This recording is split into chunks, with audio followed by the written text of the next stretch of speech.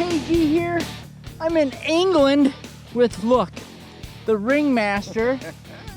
He says, I think I got some roundness, Cage, in England. Come check it out. We just got out here. Look, it's like a England looking day. It's a fresh day. I came out, dug about 4 or 5 holes, and then bammo, right away, I get this. Check this out. It's right on the clump here. You can't hear it probably because I got the new Z-Link here. Oh, I saw. Look at that. Look at that. Holy crap. Oh, that's got to be a big silver. I think it's a silver coin. Oh, holy crap. Oh, I gotta take the glove off for this. Like a massive love token or something? Flip it over. Oh, crazy. Oh, it's a flat button. Flatty. Oh. Silver-plated flat button, but that's pretty cool. Look at that. Still pretty cool. Look at the design on it. Man, that was hammering. I thought I had a massive silver coin, but hey, that's pretty darn cool for only the 5th hole of the day. KG and Ringy digging in England. The Renaissance, a time when the world was waking up from history, as Jesus Jones would say. Incredible strides were being made in the world of art, science, and medicine. The Netherlands was crushing it, as we learned in the Dutch domination episode, and the rest of Europe and England was right there with them. This time we've assembled a raggedy group of Englanders, Americans, and one Tasmanian devil to comb the fields of Shropshire in hopes of saving a few medieval and post-medieval relics before a new housing development goes up. KG and I are hoping to continue our streak of luck in the hills on the border of Wales as well, so here we go. Ready, set, go! Yeah!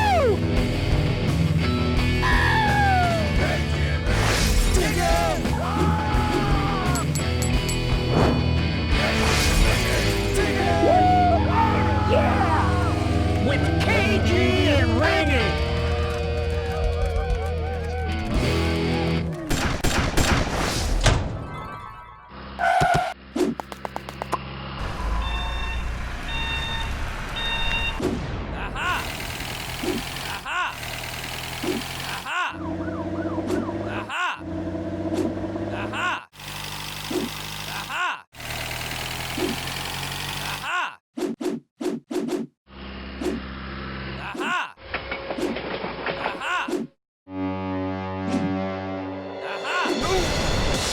Well, here we are in England again.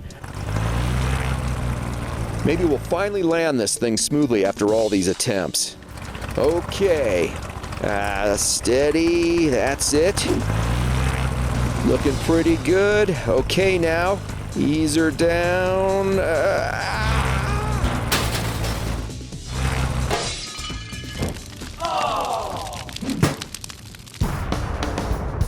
Well, we're not on any particular mission this time other than to hang out with some of our favorite people, knock a few back at the local pub, and detect for a couple of weeks in Shropshire. Again. Obviously, we love it here, and this time we've got an unbeatable crew, including original Team ATC member and KG's brother, Rick Bones Wyant. It's hammer time. Their brother Roger is here too, which makes 3 total Wyants.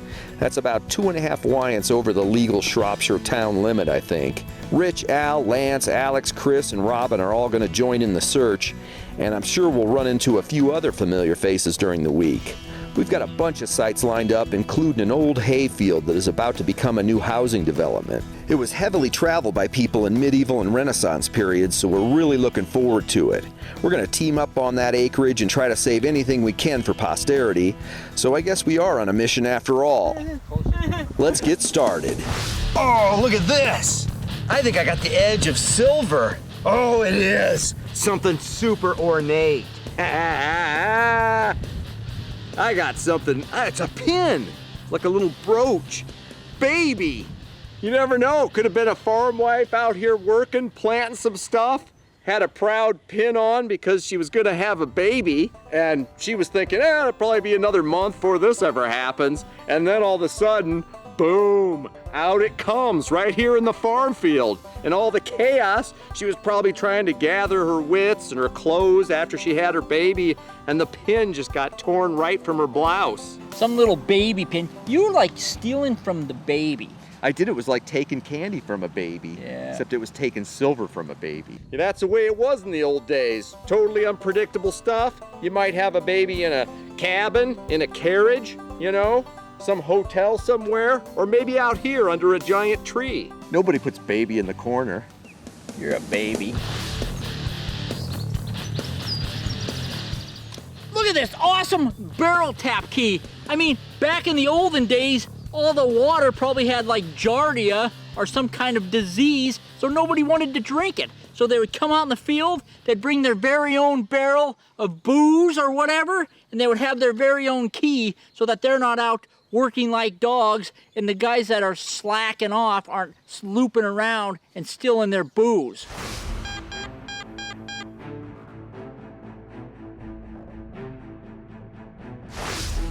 The ringmaster has struck again. This time I'm in England. Look at this. I think I got myself a ring.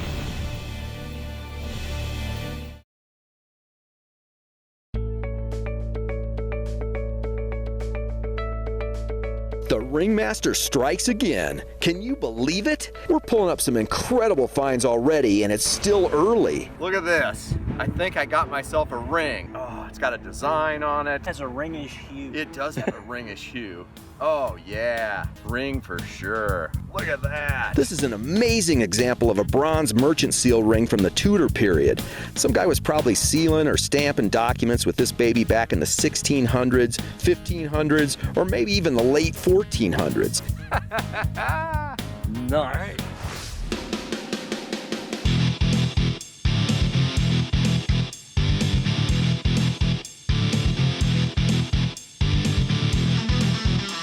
Look at this big, massive, fat coin here in England. It's probably pretty old. 1797 cartwheel coin, baby.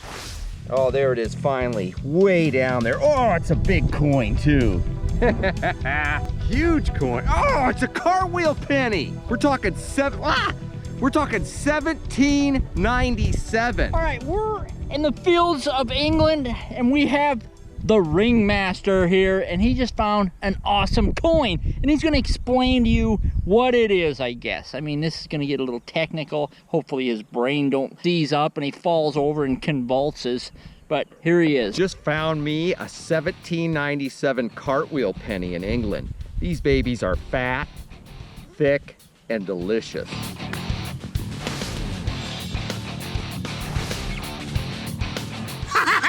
Baby, I think I got a silver coin. Check this out.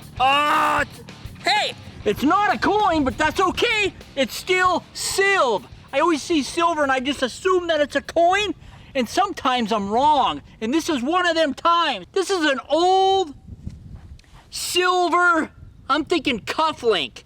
I mean, stuff like this is cooler than a coin. I mean, Ringy, he's infatuated with coins, you know, and roundness. But I like weirdness. That's what gets me going. Silv in the park for KG. This doesn't look like much, but it was screaming like a dime or something. English silver markings. This is a little piece of silver off the back of a fork or a spoon or something. Look at that. We should be able to date it and figure out exactly who made it and everything by those marks.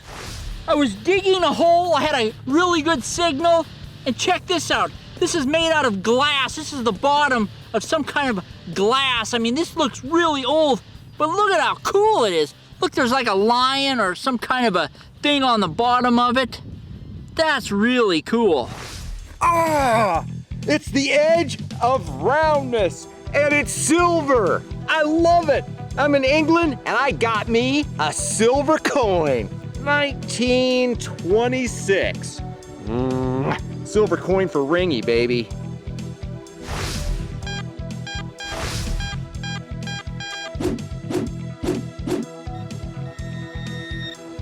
Oh, look at this. I saw, oh, it's silver. It's gotta be silver. Holy cow, this thing looks like it was dropped the day it was minted.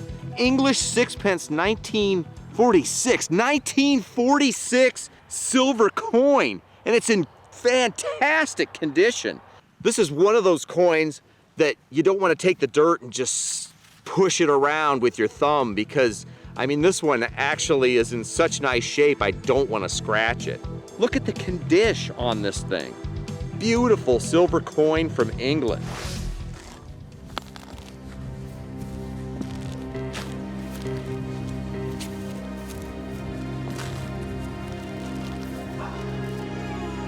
Another hunk of lead. I think it's a big one. There we go. Oh, I just found something great.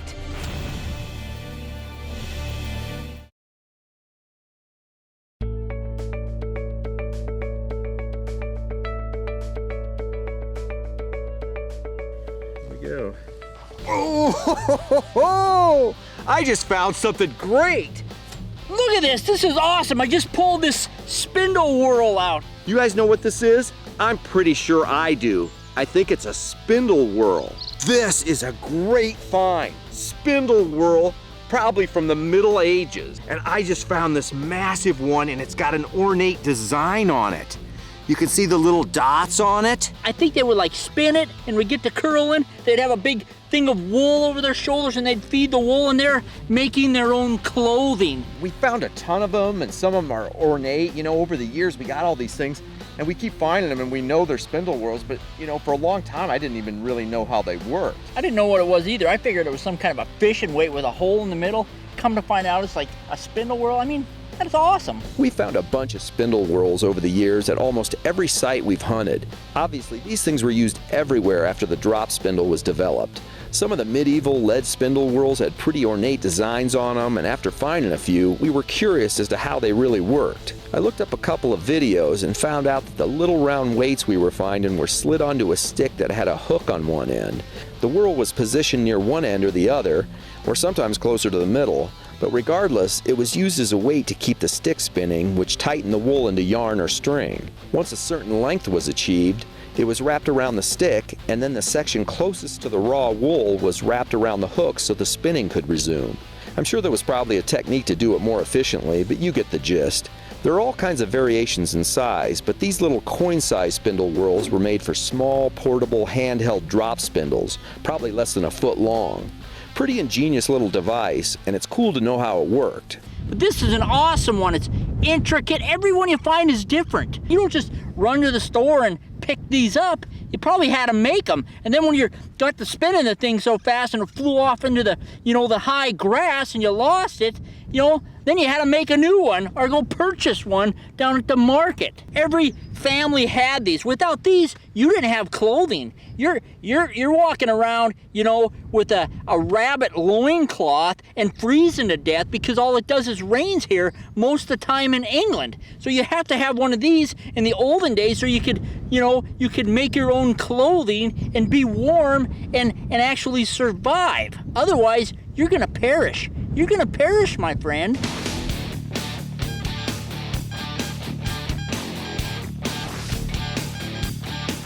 Look at this. 1899. It's a thruppence.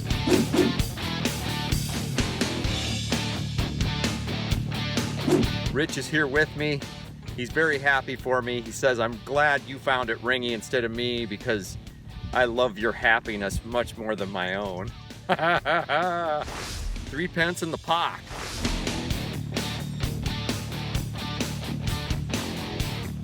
Ah, check this out. This is pretty cool. You're going along looking for coins and you pluck some mystery item out. But look at this cool, old, awesome lead toy horse. And this is an old toy too. And looking at where I found it, I'm thinking, maybe there was, maybe this kid, he was coming out of childhood into maybe young adulthood. Maybe he was like 15, but he still wanted to play with toys. So he came over here in this little hiding area and started playing with these toys, and he's over here just having a good old time, reminiscing about when he was a youngster. And one of the bullies from school comes walking up the bank doing a little fishing and spots him over here playing with these toys, comes over there, roughs him up, probably slapped the horse out of his hand and shoved him in the creek and walked off feeling pretty proud of himself. bullies.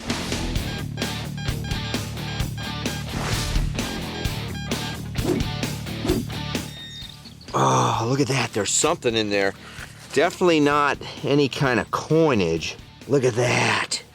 What is that? That has to be like a lady's belt buckle, or maybe, I don't know. I'm assuming it's a lady's belt buckle. Some kind of sash buckle or something. It's a little banged up, but I'm thinking easily Victorian era. Hello! I'll be real surprised if this ain't a coin.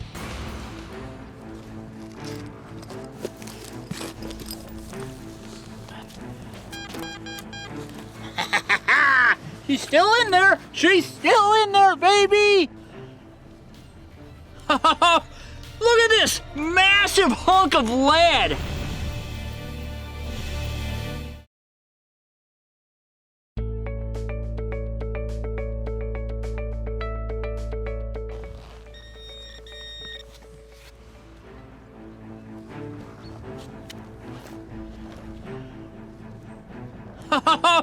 Look at this massive hunk of lead. We're over here in England looking for the oldest of old nectar. Check this out. This is a palm protector.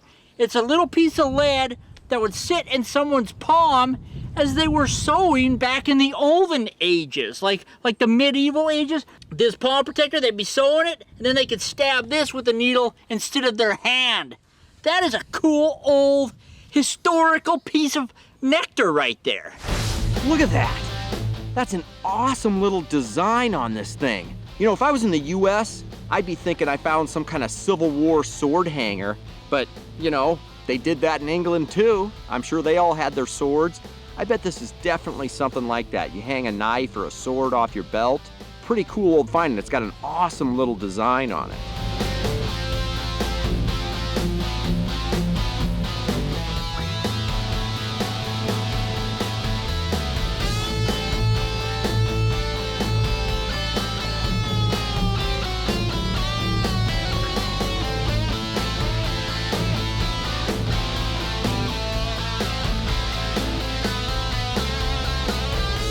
Anybody that detects knows you find a ton of horseshoes, but I did find a couple horseshoes I wanted to share with you. Look at that little baby. It actually says good luck right on it. I found that on the first day. So that's why I'm doing so good over here, and KG's kind of... The other thing is this. I was doing an old homestead area, and it's a little pin, and it's actually 2 horseshoes. You know, this lady that wore this probably had twice as much luck with the men as her sister. You know what that means. She had twice as many babies. Hey! Got some roundness in England, baby!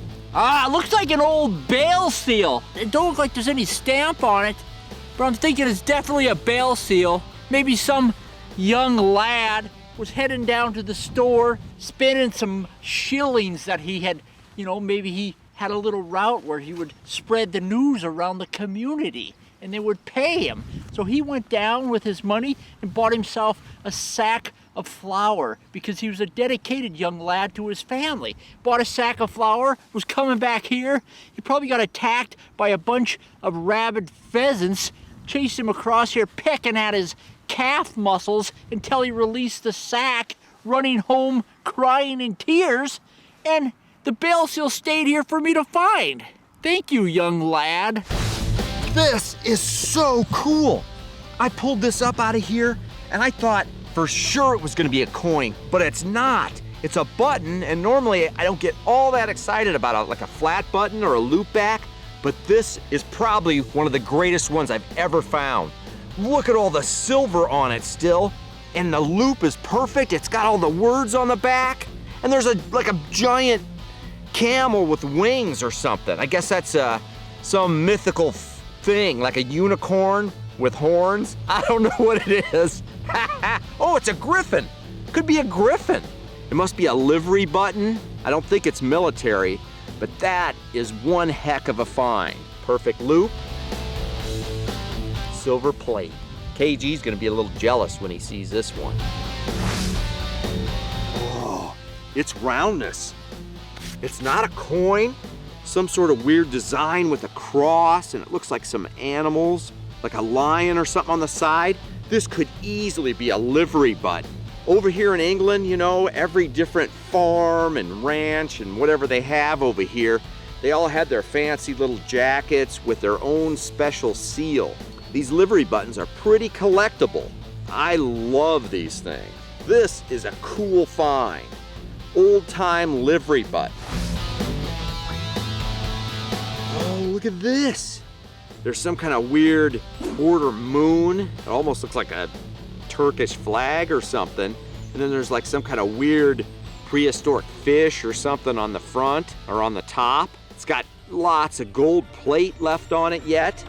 That is awesome.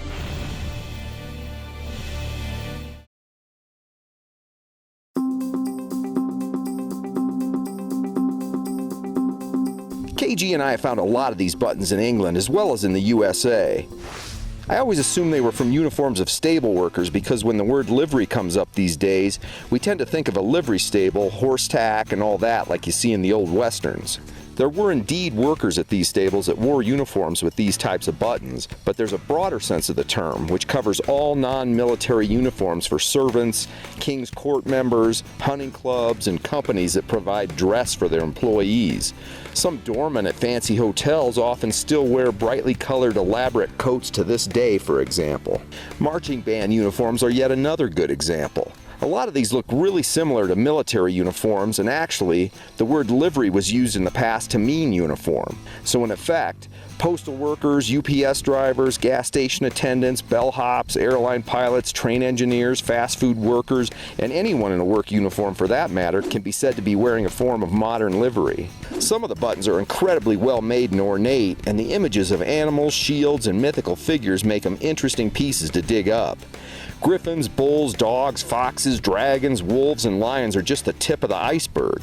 There are thousands upon thousands of different styles of livery buttons, so there's basically an endless supply of cool collectible buttons like this out there to find and appreciate.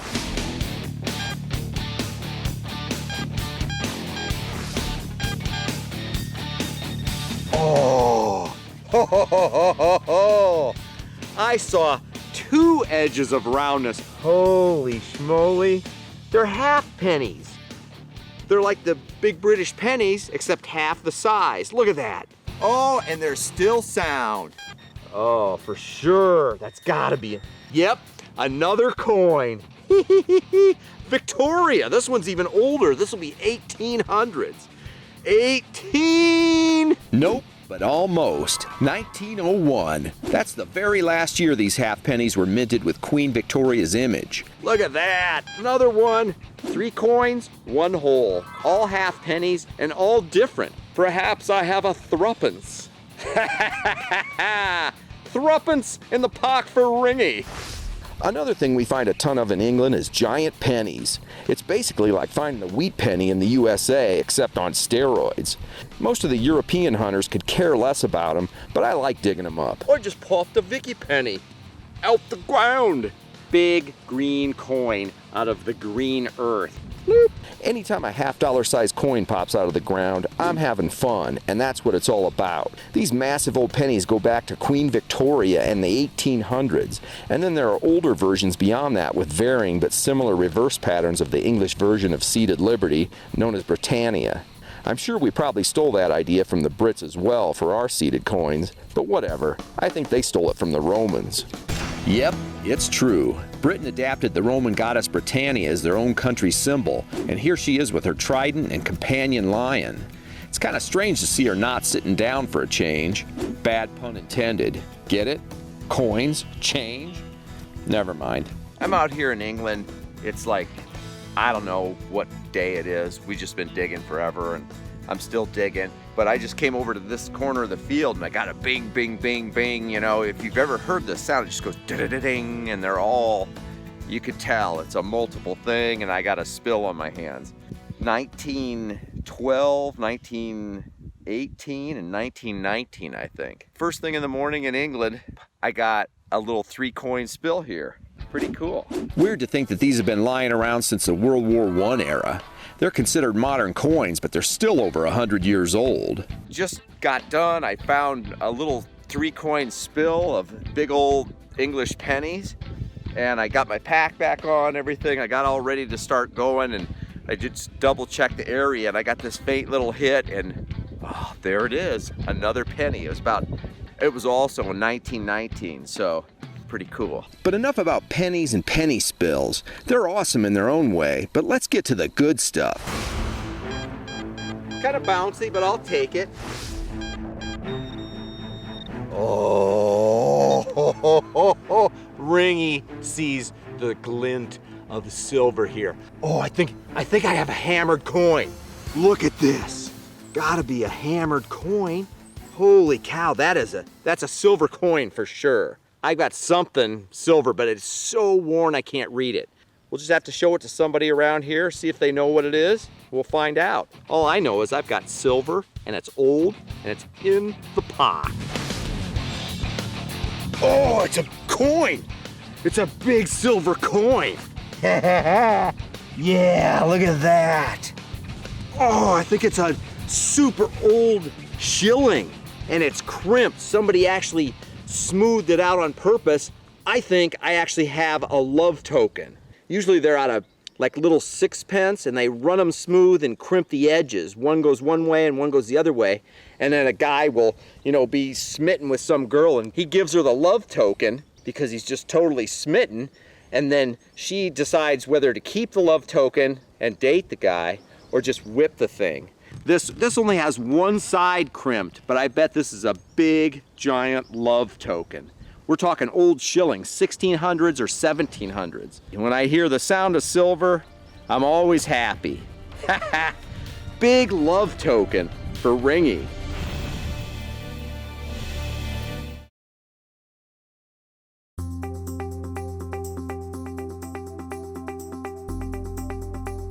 England has been so good to me, I feel like I need to buy lunch for random Englanders on the street or something. It's getting ridiculous. Oh, got it! Don't mate, you're not filming me pain, are you? He's only found a Commonwealth one that I've wanted forever, in my spot. Well, he told me to go and get a sandwich. He's jumped in my spot and found my dream coin. This is great. I was actually not stealing from her patch of land. I came up to announce to everybody that it was time for lunch. I'm being a good Samaritan, and I was heading back to the truck, and I just happened to stumble over one. That is awesome. You don't know how good that coin is. That is absolutely mega. Mega. In case you couldn't understand her, here's a summary of all that babble. This is an amazing and rare little coin with a pretty cool history. It's a silver half-groat or 2 pence made during the Commonwealth period in England, which lasted from 1649 to 1660. The period is unique because for those 11 years there was no king, and thus no kingly portraits or profiles on the coins from that time. Parliament abolished the monarchy after defeating and beheading King Charles I in 1649. The House of Commons took over at that point, and Oliver Cromwell ruled during part of this time. But eventually, the monarchy was reinstated as Charles' son, Charles II, grabbed power back.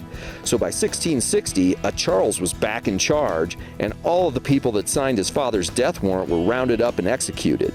So keep that in mind next time you're out signing petitions to behead somebody. Chuck it in the bin. Metal Detecting Holidays, we're here with Chris Langston. He's a legend in these parts. Probably one of my top 5 favorite guys here in England. Number 2 right here. Number 1. I don't care about KG. Check this out. KG's got a hammered silver coin. Finally, I've been kind of getting beat around the fields, picking up some awesome stuff, but Ringy's been throttling me. Few guys been finding stuff. I've been pouting a little bit, but no more, baby. Hammered silver. Wow, this one's even older. This is a really cool coin, and incredibly, it fits right in with the Commonwealth coin that I just found. It's a Charles I hammered silver half-groat made from 1625 until 1649, when he was beheaded by the dudes that took over during the Commonwealth period that we just learned about. How awesome is that? Good work, Cage. Hammered silver in the pock for KG. Oh, I think I have silver. I think I have some big silver down here. Check this out. Look at this. It's got English silver hallmarks right here on the back. It's a little spoon, like a baby spoon or a teaspoon. Holy schmoly, that is cool. Oh, it's got some old engraved initial on the front or something. I'm guessing 1800s, maybe 17. Awesome English silver spoon. Oh, look at this. It's silver.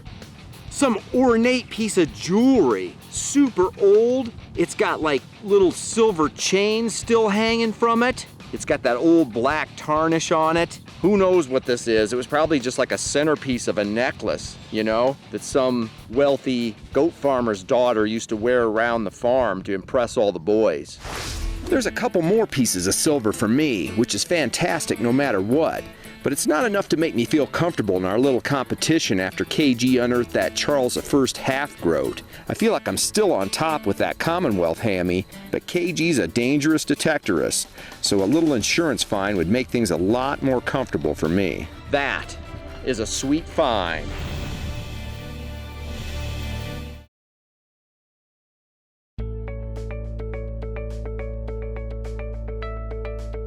I just got another hammered silver coin. KG's not going to be happy with me, but I'm telling you, this is pretty cool. I just checked with Chris and he thinks it's a Bloody Mary half-groat. It's way bigger than that other one that I found. It's like about the size of a quarter, super thin and worn. Another silver hammy for the ringmaster, and this one's even older. We're talking 1553 old. This is a silver half-groat from the reign of Queen Mary I, or Mary Tudor, who is one of the daughters of Henry VIII. She was also known as Bloody Mary because during the Reformation upheaval, she had almost 300 people burned at the stake for not being Catholic. She spent her short time as queen fighting the Reformation, but after her death in 1558, her half-sister, Queen Elizabeth I, took over and undid it all immediately by establishing an English Protestant church, ruling England for the next 44 years. I'm pretty pumped up. It's windy. I gotta keep going. I'm loving it. I'll show it to you later. It's an awesome coin. Hammered silver for Ringy. Well, that definitely makes me a little more comfy. Multiple hams in the pock for Ringy. Sometimes Ringy and I forget where we are, but now I'm reminded. This thing's from Birmingham, England, and I just plucked it from the soil. Weird old drain plug. You know what, Ringy's tearing it up over here. I mean, he's finding all kinds of good stuff. Then I find something, I'm thinking, you know, this is gonna be incredible. Ends up to be a drain plug of some sort, probably for some urinal that millions of people, you know, went in. So that's just kind of the way my career's going, down the drain.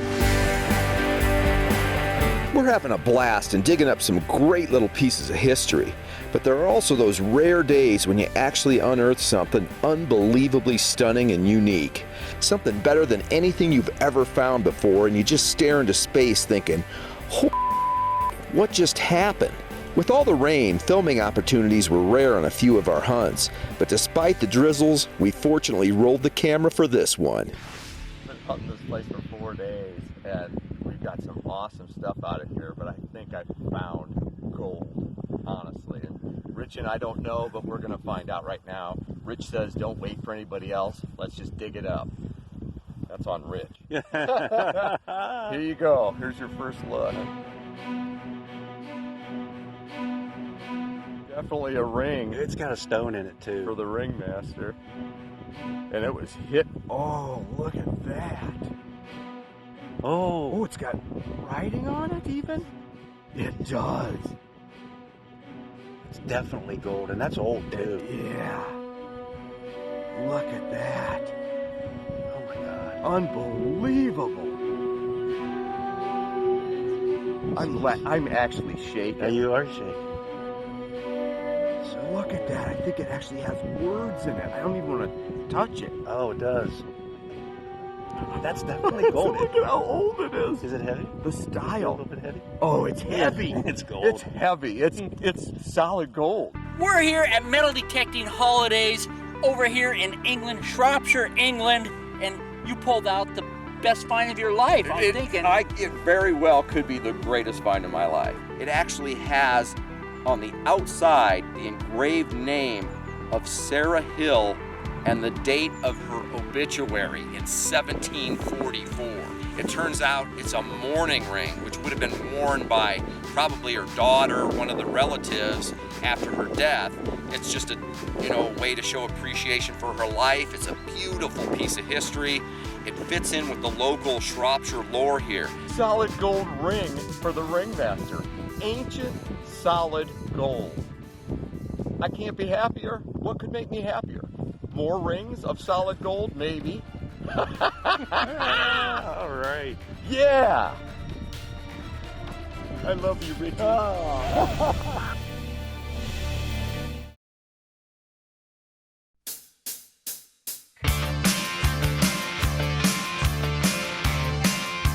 I'm still in shock. I can barely focus on detecting. All I can see in my head is that beautiful gold shining in the dirt. Once Chris and I finally got ourselves back under control, he started some research, and after a few weeks, we knew we had something even better than we first imagined. I can talk all day about this stuff, but Chris knows a lot more about the local history than I do. What do you think about that? That's just an absolutely stunning find. The local history that's behind this ring, not only just been a beautiful piece of history and jewellery, the backstory behind it is just phenomenal. They were lords and baronesses and whatever, this whole family. I mean, there's monuments built to them here, and we found part of that legacy. The history of this gold ring is nothing short of amazing. This 22-karat gold mourning ring has a beautiful amethyst stone setting, was commissioned shortly after Sarah's passing and likely worn by someone in the family. It has ornate enameled inscriptions around the entire outer band that read as such. Translated from Latin, it means she was laid to rest at the age of 63 on March 10, 1744. The hallmark of CJ on the inside of the shank is the mark of a jeweler known to have made at least one other mourning ring that was dated 1743. The Hill family history can be traced all the way back to the early 1200s, where a Mr. Hugh de la Hull sits atop the family tree. The name Hull evolved into Hill with an E, eventually settling on the modern spelling, and the initial well-known member with that new spelling was Sir Rowland Hill, the first Protestant Lord Mayor. In 1556, he purchased Hawkstone Hall in Shropshire, which would become the home base for the family for over 300 years. Fast forward to the mid-1600s, and we get to Rowland Hill IV. It's like they only had 4 or 5 names to choose from back then. But anyway, Rowland IV married Margaret, and they had a couple of daughters and several boys, including Richard Hill, otherwise known as the Great Hill. He was a diplomat, investor, held all kinds of titles, and was prince consort to Queen Anne. Richard inherited Hawkstone Hall, and with the help of his younger brother John, acquired huge chunks of land in the area to add to the mansion property. In 1699, John married a girl named Sarah Stubbs. Yep, that Sarah, the Sarah on this ring. They proceeded to add another Rowland to the tree, and in 1772, Sarah's great-grandson was born. This 1772 version of Rowland Hill turned out to be yet another famous Hill figure. He became a general and went on to help defeat Napoleon at Waterloo. There's a giant Doric tower in Shrewsbury commemorating his life's victories with his statue at the top, and here's a famous painting of him offering the French Imperial Guard a chance to surrender. I mean, seriously, this was a pretty important and influential family in that area with an impact on events worldwide.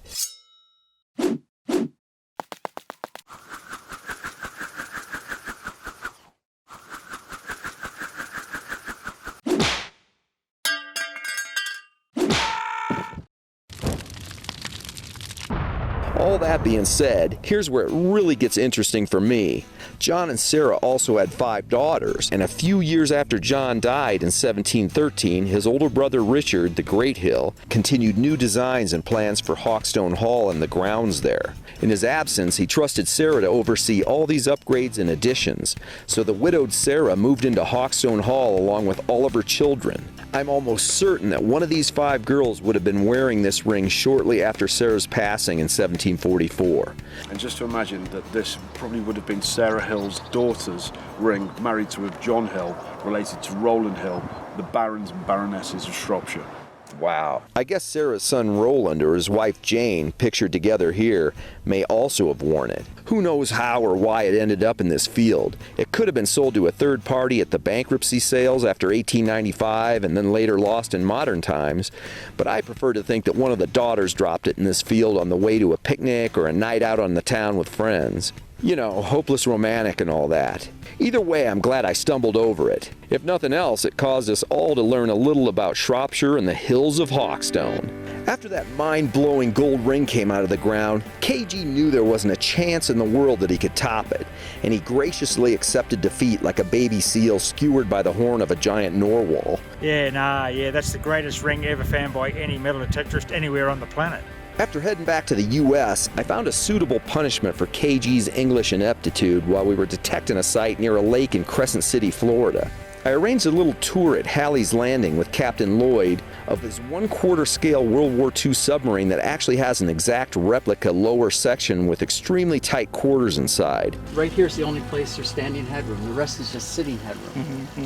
But I'm not liking this. I mean, I don't like, being in a confined space for like 1 minute. What about being in a confined space for 20 minutes underwater? That's worse. Because I can't get out. I mean, that's it for Cage. With the help of the captain, I escorted KG, along with his claustrophobia, down the hatch and sealed him into the darkness below for a little tour of the lake.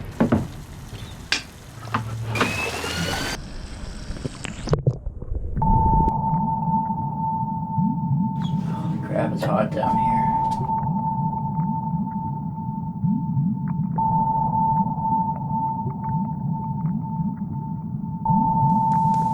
Let me out of here, Ringy. You better let me out of here, Ringy, or I'm gonna f your...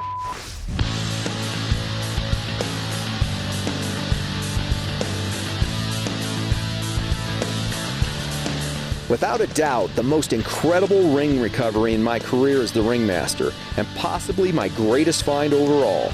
While not earth-shattering discoveries by any means, I'm still proud to have found a couple of items over the past few years that have made it into local museums in this area. The mourning ring will be on display with a bunch of other Hill family artifacts at the Shrewsbury Museum and Art Gallery very soon, and the papal seal is currently at the Shropshire Museum, so if you happen to be driving through, stop in and take a peek. These places are full of cool items.